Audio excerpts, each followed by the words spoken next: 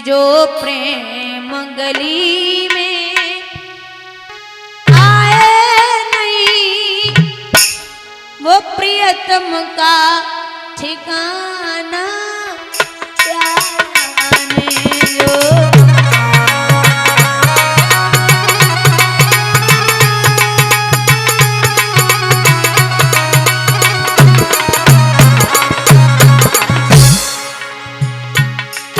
जो प्रेम गली में आए नहीं वो प्रियतम का ठिकाना क्या जाने। जिसने कभी प्रेम पिया ही नहीं वो प्रेम निवाना क्या जाने।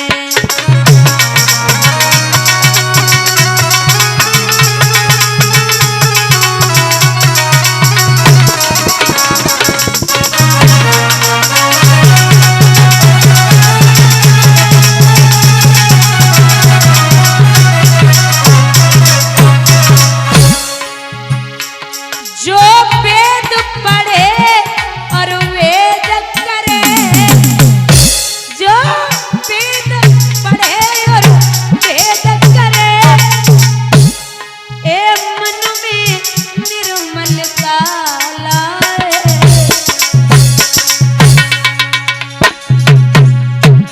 कोई कितना चाहे ज्ञान कहे भगवान को पाना क्या जाने।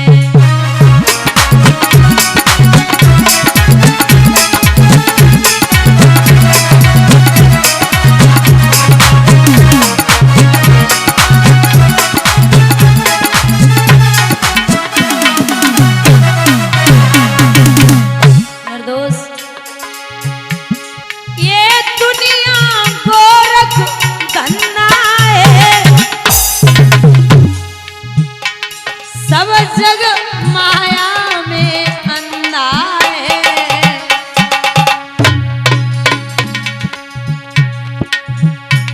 जिस अंधे ने प्रभु को देखा नहीं वो रूप बताना क्या जाने।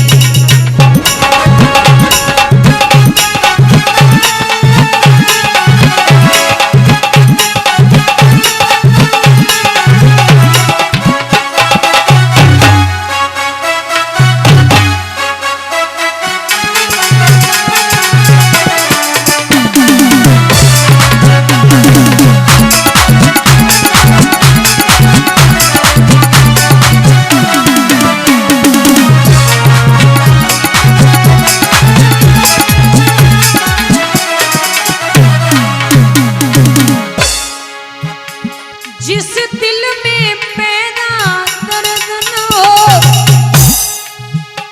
वो पीर पराई क्या जाने।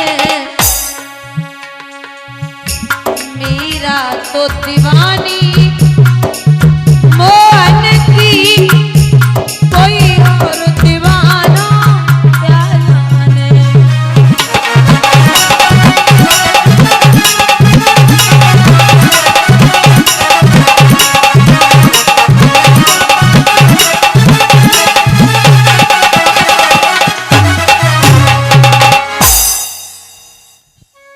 भगवान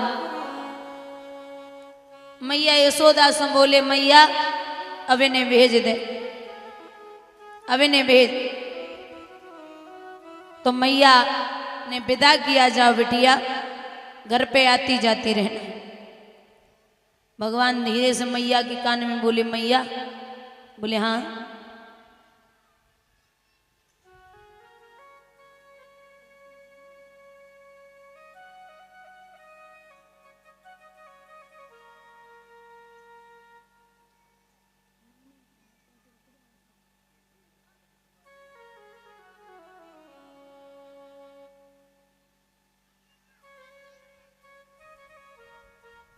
बंधुओं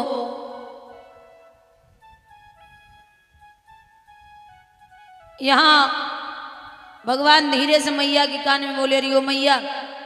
बोले बोल। बोले मैया अब तो बूढ़ी है चली। तो बोले हम क्या करें, बोल। बोले मैया अब तो कोई घर में तेरी सेवा करने वाली होवे। मैया बोली सेवा करने वाली तो बहुत नहीं, ललिता विशाखा चंदा सब इकट्ठी है। नहीं नहीं मैया, वो वैसी वाली होवे जो एकदम रोज सेवा करे। अरे तो कौन सी वाली? बोले रोज ही सेवा करती है। भगवान बोले नहीं नहीं मैया, वो वाली सेवा जो खाना देवे और तो बैठाए कि तेरी सेवा करे, और अगर तो जरूर सी तकलीफ हो जाए ना तो हाथ नहीं हाथ रखे, ऐसी कोई होवे लंबे घूंघट वाली। अच्छा शादी करेगो? भगवान बोले हाँ हाँ हाँ हाँ मैया, हाँ शादी करा दे। मैया बोली पहले छोड़ गया, ब्याह बाद में कर लिए, पहले बिटिया छोड़ गया, जा शादी भी हो जाएगी। भगवान छोड़वे के लिए चले तो कीर्ति ने बड़े चाव से बिठाया। अच्छा एक बात और है, कृष्ण जहां मौजूद हों या कृष्ण जहां रहते हों, आप कितना भी बड़ा कार्य करो और कितना भी छोटा, अगर कृष्ण शामिल नहीं है तो वो काम आपका पूर्ण नहीं है। मैं एक उदाहरण देती हूं, बहुत ध्यान से सुनना। एक किसान था, किसान, उस किसान के 2 बेटे थे और 1 बिटिया थी। किसान ने यह कहा था कि जब मैं मर जाऊं तो हमारे पास में जो जायदाद है उसका आधा हिस्सा मेरे बड़े बेटे को, चौथाई का हिस्सा मेरे छोटे बेटे को, और जायदाद का 5वां हिस्सा मेरी बिटिया को देना है। ठीक है।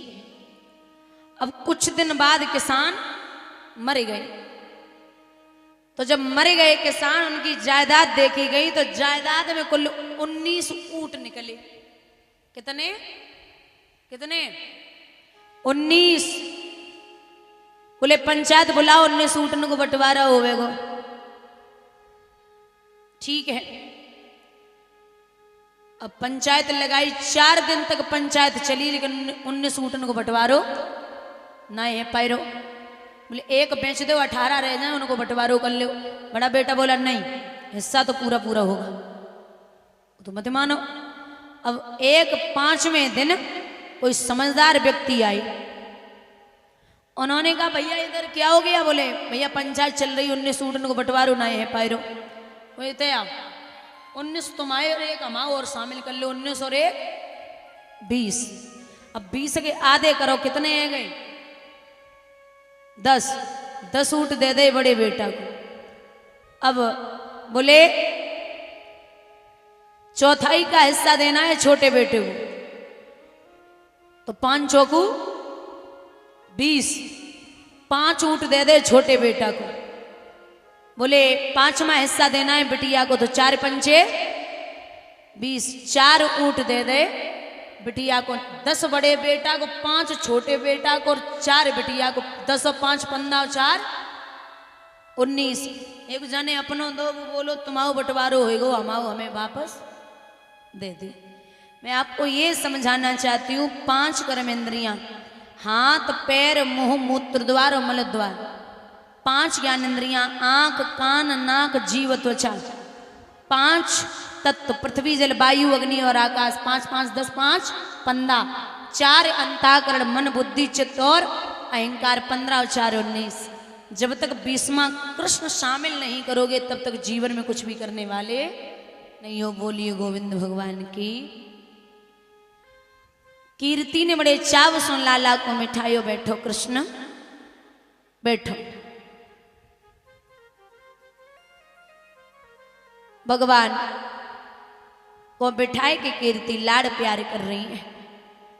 भोजन पानी करायो, कृष्ण को विदा कियो। सुबह राधा की खरक में सब सखियां बैठी आपस में बात कर रही हैं।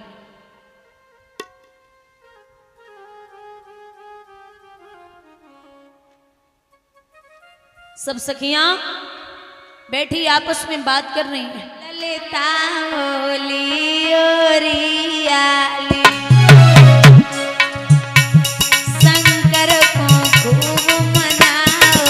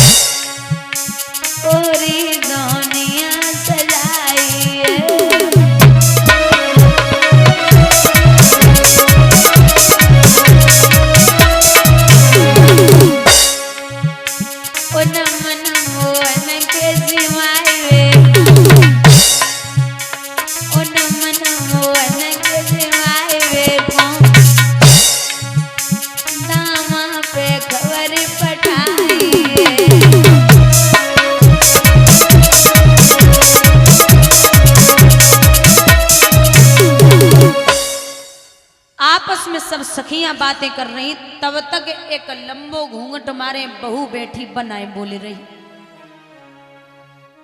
तो बहू को देख के सखियन ने जवाब दो, तुमने भगवान को ना देखो का? बोले कुछ मत पूछो। क्यों? बेना हम जैसो बदनसीब तो दुनिया में कोई ना है। कारण कारण ये बहुत ध्यान से सुनना महाराज, ये जो बहू है ये ब्रज में एक सखा था जिसका नाम था सुंदर, और ये सुंदर की पत्नी थी माधवी। पहले शादियां होती थी तो 5 साल बाद विदा होती थी, तो 5 साल बाद विदा कराने के लिए जब सुंदर गए तो सुंदर की बहू की मां ने कहा कि बिटिया तू ब्रज की बहू है, तू ब्रज में सबसे बात करना, लेकिन एक सखा होगा कृष्ण नाम का, उससे कभी बात मत करना।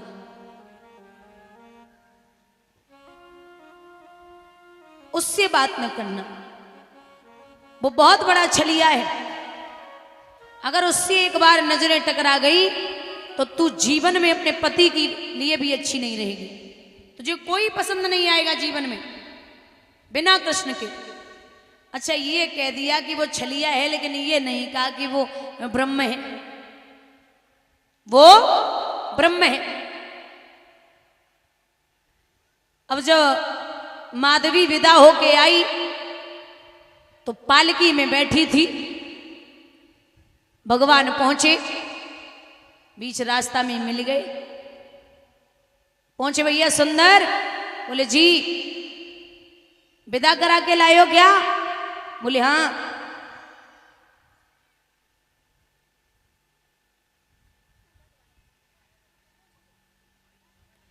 विदा करा के लाए? बोले जी। वो तो भाभी का मुंह नहीं दिखाओगे क्या? बोले अरे क्यों नहीं, आओ, पालकी में बैठी हैं आप देख।